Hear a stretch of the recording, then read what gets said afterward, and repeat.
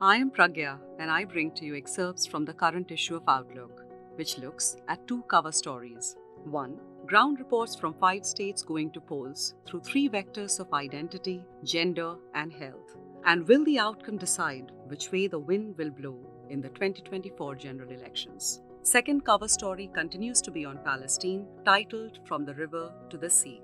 Welfare and Woe. Ground report by Anisha Reddy from Outlook. In Telangana, many of the marginalized who need support the most have not been able to tap into the benefits of a slew of government welfare schemes. Driving through vast swathes of cotton fields, flanking either side of the Hyderabad-Nagpur National Highway, is a small, barely noticeable board which welcomes one to Sadashivpet Mandal of Sangareddy district in Telangana. That's around where Chikkamma, one of the many surviving widows of tenant farmers in the region, lives out her despondent years. Chikkamma's husband Balya once grew paddy in their 22-acre field. Chikkamma still stays in her small house, but it has stopped being her home ever since her husband died by suicide after failing to pay back Rs 50,000 to a moneylender. He died 2 years ago. We are now saddled with a debt of around 27 lakhs, says Chikkamma, sitting on the threshold of a one-room house with chipped white walls, the same walls that were once filled with the echoes of a complete family.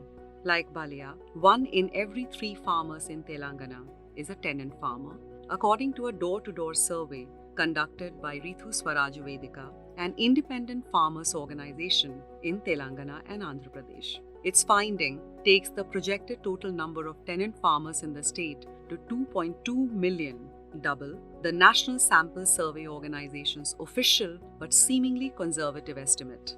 Despite their large numbers, the Telangana government has refused to recognize them as farmers, denying them benefits from any of the state's farmers-related schemes, including the flagship Rithu Bandhu.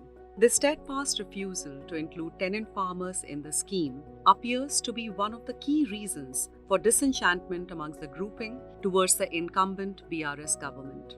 Ever since the separate state of Telangana was formed in 2014, Chief Minister K. Chandrasekhar Rao has been known for introducing a slew of welfare measures for marginalized communities. Experts have cited these measures as the key to his 2 consecutive terms in power. But as in the case of Chikkamma and her family, and many others like her, who really need welfare measures the most, have ironically not been able to tap into the benefits of such schemes. For this and more, read the current issue of Outlook.